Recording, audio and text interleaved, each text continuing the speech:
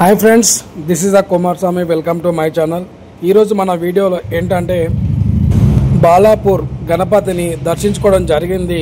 అయితే ఇక్కడ ఉన్న పరిస్థితులు ఏంటి, అక్కడ ఉన్న వివరాలన్నీ కూడా తెలుసుకునే ప్రయత్నం చేద్దాము. పదండి ఫ్రెండ్స్.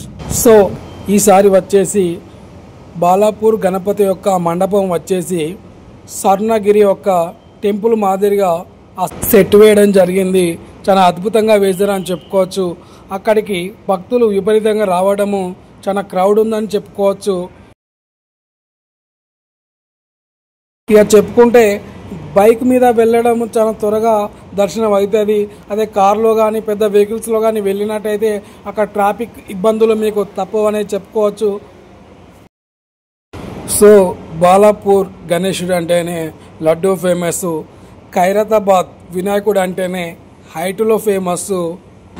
ఈ వినాయక చవితి అంటేనే బ్యాచిలర్స్ లైఫ్లో ది బెస్ట్ పండుగ అని చెప్పుకోవచ్చు.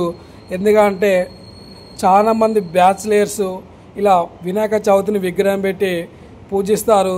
వచ్చే సంవత్సరానికల్లా పెళ్ళి అయిపోతుంది.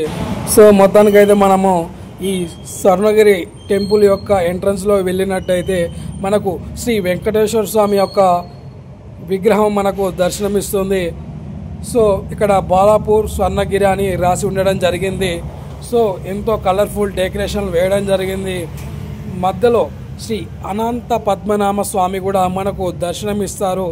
అయితే మధ్యలో కూడా చుట్టూ కూడా వాటర్ ఫెసిలిటీ కూడా అరేంజ్ చేశారు. అక్కడ పూలతోటి అలంకరించారు. ఇంతటి అద్భుతమైన కళాఖండం ఈ స్వర్ణగిరి ఇక్కడ బాలాపూర్లో ఉండడము భక్తులు చేసుకున్న పుణ్యం అనే చెప్పుకోవచ్చును ఫ్రెండ్స్.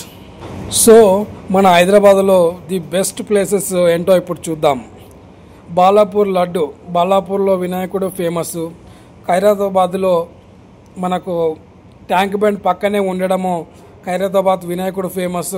ఇప్పుడు ప్రజెంట్ వచ్చేసి నాగోల్ బ్రిడ్జి పక్కన ఉన్నటువంటి ఇప్పుడు ఈ నాగోల్లో మాత్రము పెద్ద హైట్ ఉన్న విగ్రహం పెట్టడం జరిగింది. ఇప్పుడు చాలామంది భక్తులు అక్కడ కూడా దర్శించుకోవడం జరుగుతుంది. సో చెప్పదలసింది ఏంటంటే విగ్రహం చిన్నదా పెద్దదనే కాదు, మనలో భక్తి అనేది పెద్దగా ఉండాలి. మినిమం 6 ఫీట్లతో ఉన్న విగ్రహాన్ని పెట్టినట్టయితే ఎలాంటి ప్రమాదాలు జరగవు. అట్లనే ప్రతి గ్రామానికి ఒకటే విగ్రహం తీసుకొచ్చి పూజించినట్టయితే మనుషుల మధ్యలో సమీపనం బాగుంటుంది, ఫ్రెండ్షిప్ అనేది నెలకొంటుందని చెప్పుకోవచ్చు ఫ్రెండ్స్. సో ఫ్రెండ్స్, ఈ వీడియో మీకు నచ్చినట్టయితే ప్లీజ్ సబ్స్క్రైబ్ చేయండి, లైక్ చేయండి. ఇలాంటి వీడియోల కోసం బెల్ సింబల్ కొట్టి ఆల్ అనే బటన్ నొక్కినట్టయితే నేను పెట్టే ప్రతి వీడియో మీకు నోటిఫికేషన్ ద్వారా వస్తుంది. సో ఇక మనం చూసినట్టయితే ఈ సెట్ అయితే బాగా ఉందని చెప్పుకోవచ్చు.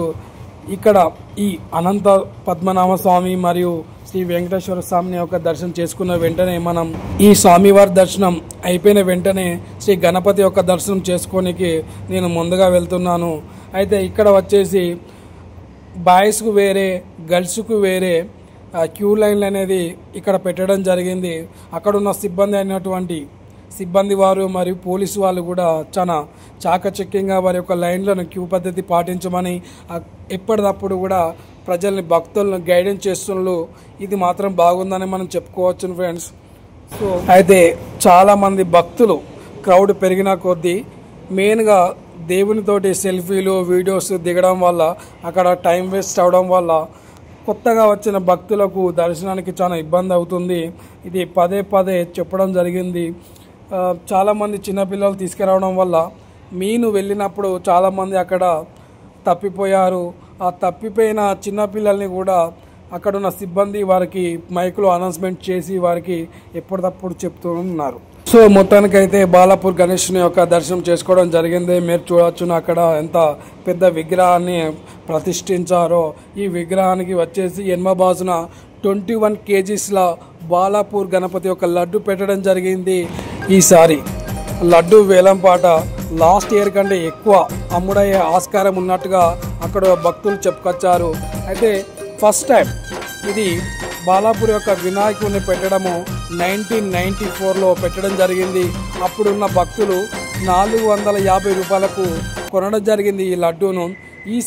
లాస్ట్ ఇయర్ మాత్రం 30 lakhs 1,000కి అమ్ముడయ్యింది.